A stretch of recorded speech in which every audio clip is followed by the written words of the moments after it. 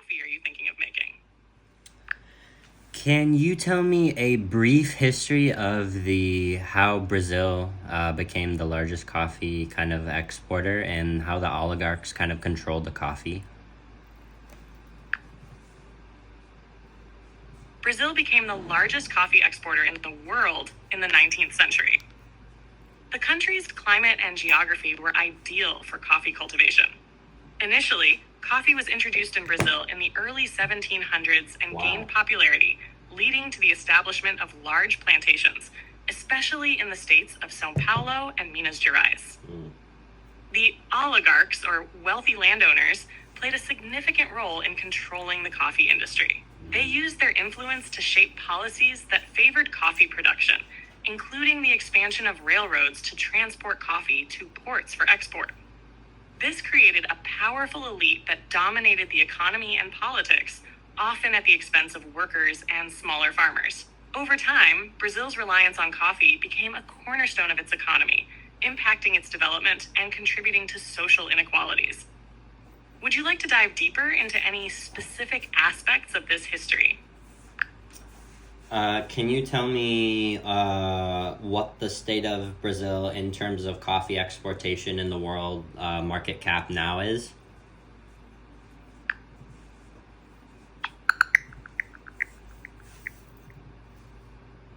Brazil remains the largest coffee exporter in the world, breaking records in 2024. So far, the country has shipped over 31 million bags of coffee, which is about a 39% increase compared to the same time last year. Jesus. This surge has generated around $7 billion in revenue, marking a significant rise from previous years. One key factor driving this growth is the increased export of Conilon and Robusta coffees, which have seen impressive demand due to reduced supply from other major producers like Vietnam and Indonesia. In fact, these countries are now importing Brazilian coffee to meet their needs. Despite the booming exports, there are challenges. Exporters have faced high costs and logistical issues, which could impact the sustainability of this growth in the long term. They have been working hard to maintain their market share while meeting international commitments. If you're interested in diving deeper into the current state of Brazil's coffee exports, I can point you to more detailed articles. You mentioned Robusta type of coffee. What does that mean? Robusta coffee refers to beans derived from the Coffea cannifera plant, commonly known as Robusta. It has a higher caffeine content compared to Arabica coffee, making it more bitter and stronger in flavor. Robusta plants are hardier and more resistant to pests, allowing them to grow in diverse climates and conditions, which is why they are often cultivated in regions with less ideal conditions. Robusta coffee tends to produce a thick... What? A thick. That's the thick one. Alright, what else should we learn about Brazil?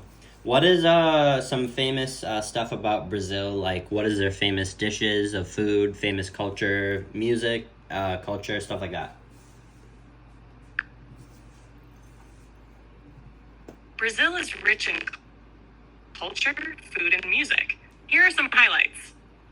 Famous dishes. Brazilian cuisine is diverse and includes dishes like feijoada, a hearty black bean stew with pork, and acarajé, deep-fried balls made from black-eyed peas filled with shrimp. Other popular foods include pão de queijo, cheese bread, Pound de queijo? Chocolate. Dude, pound de queijo? That sounds like Migos from like Brazil, like Quavo, like Migos. Pound de queijo.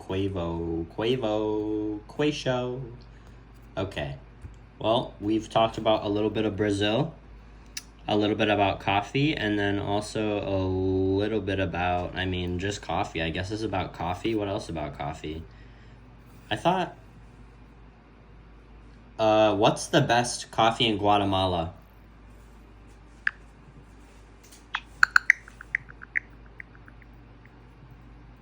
Guatemala is known for producing some of the best coffee in the world, particularly its Arabica beans. The country has several renowned coffee growing regions, with Antigua being the most famous. This region benefits from rich volcanic soil and ideal climate conditions, leading to coffee with a rich flavor profile often characterized by fruity and chocolate notes. In addition to Antigua, other notable coffee regions include Acatenango Valley, which also boasts fertile volcanic soil, and Atitlan, surrounded by a beautiful lake. Each region contributes unique flavors, ranging from fruity and bright to rich and full-bodied, depending on the specific growing conditions. If you're looking to try some excellent Guatemalan coffee, brands like Volcanica, Cubico, and Two Volcanoes Coffee are popular choices known for their high-quality beans and distinctive flavors. All right, I'm gonna go make some coffee this time. I'm ending the video. Can we do a quick outro and say tune in next time? Subscribe. For your outro, you might say something like, "Thanks for joining us today. Remember to subscribe and tune in next time for more discussions. Enjoy your coffee and see you soon." How does that sound?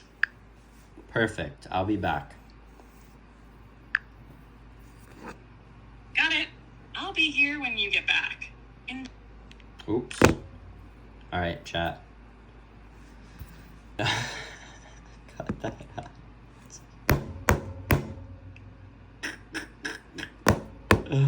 Cut that shit out, bitch.